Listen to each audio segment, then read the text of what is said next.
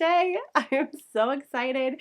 My Dean and Bean knitting machine is officially here in the yarn dungeon. Genuinely screamed when I saw this on my porch. There's a tiny little sticker on the side that says, "Thank you for supporting our small business, Dean and Bean."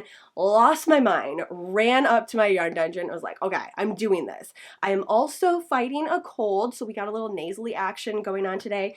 Too bad. We're powering through it because I cannot leave it in the box. I placed this order in October of 2023. That's when I officially decided. I was like, yes, I'm investing in this knitting machine, and I've had to wait. Now we're, the first week of January, which was pretty, that was the time range. They had said anywhere between 8 to 10 weeks. But once it shipped, it was so incredibly fast. I think it took maybe 3 days to get to me. So let's unbox all of this. I have my table all set up and ready to go. This is not my official table that I'm going to be setting it up permanently. I wasn't expecting it to be that quick. Yes, I could have been thinking ahead of time a little bit and had my desk picked out for it, but I was going back and forth on which desk I really wanted. However, today I'm going to get it all out, set all the pieces up, and ready to go. So this box has the base of the machine, and I did end up getting the custom design.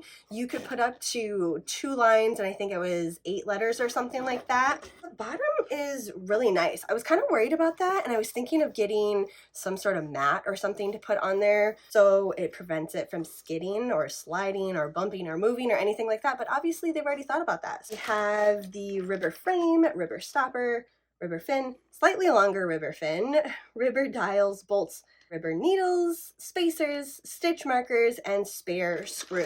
I think I'm gonna actually leave all of this stuff together because some of the things that are in here are not gonna be essential for making just a basic sock, I guess. I don't know if basic is the word, but just sock with no color work or anything like that, which is what I'm gonna wanna start with. So I'm gonna leave them so I know exactly where to find them later. This came with all of the different sizes of cylinders too, so I can replace them and make different size socks. So this part here will get changed out. It does say it on the bottom, actually. That's what I was worried about. But it has 5 of them. 5 cylinders, ribber package, the actual machine, all in the first box. Next box, we have a colorwork yarn mass. Includes base dowel, right and left mass, 2 screws and nuts, and 6 cardboard cones, which I'm assuming are these. They just weren't put in 3 smaller boxes. And these ones are all labeled. So sock machine accessories, yarn mass, dowel, set of 3 table clamps. Oh, there's 3. That's going to be really nice. 1 cable ring, 1 darning needle, a screwdriver, 3 wrench tools, set of 4 ravel cords, stitch marker, and needles. They said this was the kitchen sink package, and they were not lying. We have a V hook set. Oop. All of the parts here. Oh, it's like a little bag. I'm pretty sure these are called bonnet starters. So there should be 1 for each one of the cylinders. It looks like they have little stickers on it too. Yeah, 60, 54. That looks very Coraline-esque. Love that. 48. So you can kind of see the size of it too. Smallest, 48, 54, 60, 64. Really soft. And 72. We have a bag for spare parts. In order to protect your machine from damage during shipping, we have sent it without the crank attached. I was wondering why that wasn't together, but that makes a lot of sense, and I 100% appreciate that. Scan the QR code below to visit and get the instructions. That's going to attach to there. There's a little screw that goes with it. Essential Plus Toolkit. Set of 3 heel forks, 1 yarn winder, 4 cardboard cones, latch, loom, and pick tool set, 1 6-inch ruler, 3 weighted clips, 1 pair of 3-inch scissors, and 1 pair of 3-inch tweezers. Patch, loom, and pick tools. The rest of it, I'm going to leave in the bag. Well, the scissors, I guess I'll take the scissors out. Oh, those are cute. And it looks killer with my machine. Could not have planned that more perfectly. And I didn't. I had no idea that's what the color the scissors were going to be. Weighted clips. We have the plug-in. Other part that goes onto this. And then my light goes like right here. Especially working with fingering weight yarn, I feel like the more light that I can have, the better. So even though I have many lights in the yarn dungeon, I will always take another one. Here are the clamps. Do not over tighten. This is going to go in here and then clamp in between the table and hold that on. Heel forks. These are incredibly heavy, and there's 3 of them. Here are all of the compound needles. So they go in here. For each size, it's going to need a different amount of them. Yarn feeder height gauge. This is a really small piece.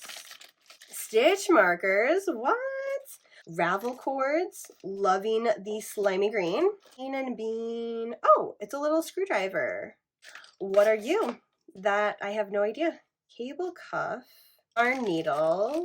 It's a nice aluminum ones too. These are my favorite. Soft weights.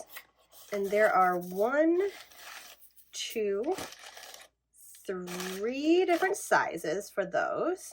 The last box has colorwork yarn mass base in it. This is also another heavy one. Okay, so that go together with this. All right, I think that is everything then for everything that is involved in the kitchen sink package for the Dean & Bean sock knitting machine. Now I'm going to try to put this thing together. Unpacking machine. No assembly is needed except for the handle, but let's see what else I need to do. Dean & Bean sock machine arrives tested and ready to start knitting. Oh, okay. Follow the steps below, unpack the machine. If you already have the original sock machine, which I don't, so we're going to go past that. Unpack the box. Carefully unpack the box. I feel like I was careful.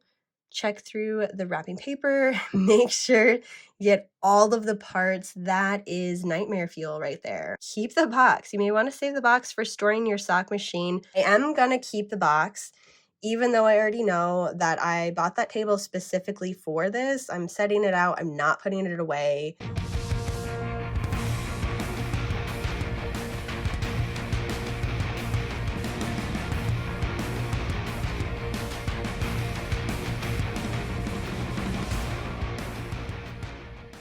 The handle, there is this little screw that goes right in here. It said to use the screwdriver, kind of hold onto that part, slide it in there. There's a little nut here to put on the other side. And it came with a few different types of little 3D printed wrenches. Oh, I don't think that's even. Yeah, tighten it on first with your fingers, then there's like small, medium, there's also a large, and I guess this is the one that works. Perfect. And then tighten that.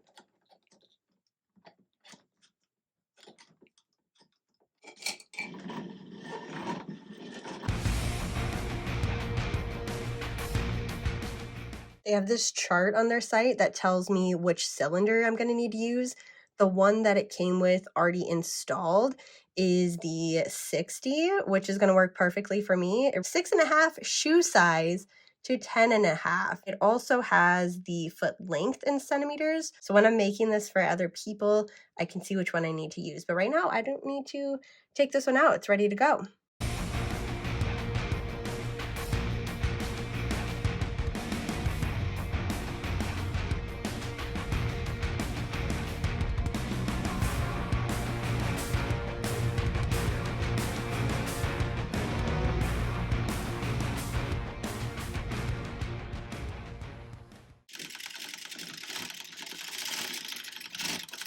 Really easy assembly for this light. It just clamps right on, and this button has 3 different levels. Now I'm supposed to go through the parts of the machine. Some of these are pretty self-explanatory, like the box knees, lid, clamp, cutout, things like that. But so this is the one that I got. This is the original one and doesn't apply to me. We have the brake, the clip, and then feed the yarn through there, comes down. The cup holders that hold, well, I just have scissors in it right now. I can switch the sides. Oh, okay. So this thing come right out. Awesome. The lid also does come off. It's not like a permanent part of it. And then we have the lovely counter. Let's turn that on. Yeah. And there we go. All switched up. Jumped ahead of myself because the very next thing is the row counter, how it actually counts rows. So it has that magnetic part down there. Oh, and even tells you how to change the battery. I have quite a few of these that I've purchased. So luckily I'm pretty familiar with them, but this part also comes out. And we just have the back there. So in case I need to change the batteries, it slides right in there. And then there is the magnet part to actually count and keep track of all my rows, because I'm not going to keep track of it by myself, like I never would. The V-cams help form the stitches and determine the length of the stitches, which means they also control the tension and size of your knitting fabric. Both are adjusted using the knobs. So right here, and you can see there's little grooves, so it's gonna move around in order to adjust.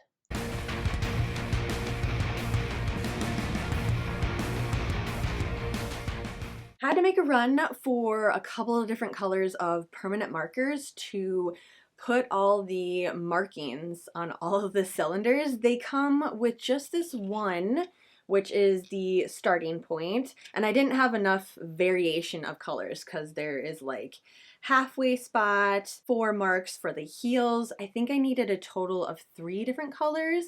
They suggest using nail polish. I might be regretting not using nail polish, but I thought permanent marker would work just as well, and it has so far. It's on there. It looks nice. I even went all the way down on the side just so it really catches my attention when I see that, and I'm not going to miss the spot just because these are rather small.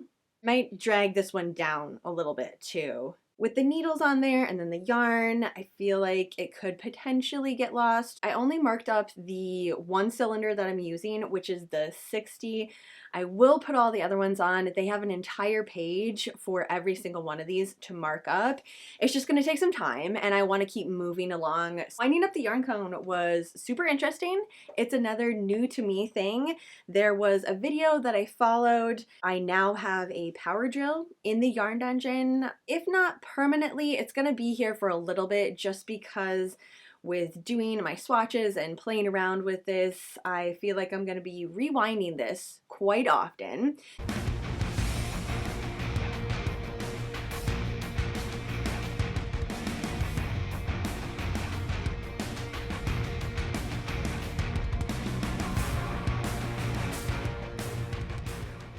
This is one hank of yarn. I don't really know if this is good tension, bad tension.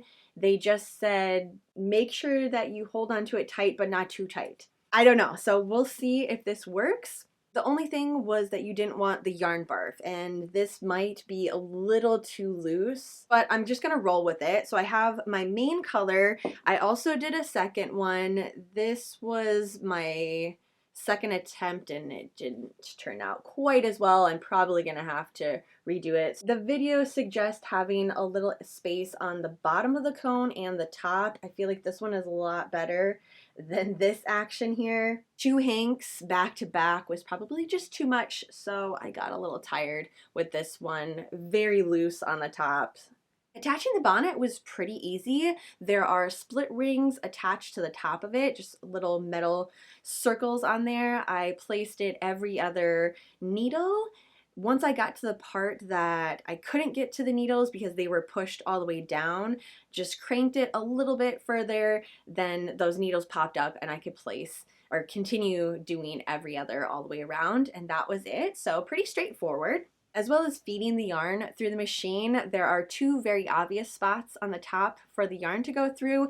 I also got to use the weighted clips. One of those attaches onto the starting piece of the yarn in order to help have that consistent tension for the first round. It goes right in the middle, and then I added a weight into that. They suggested using the medium weight, and as I was playing around with it, I feel like that works really well with this machine so far. I'm gonna stick with that one at the moment. For my sample square, I did 6 or 7 rows of the waste yarn, which is way too many, but I just wanted to get the feel of the actual machine because I'm just excited. I want to get going on it. And then my main color, I did 50 rows of this. As I was going, I was noticing that the handle was sticking a little bit and it was making grinding noises at a certain point. So I knew that I needed to put some more of the dry lube with it. The gears just needed something in between it.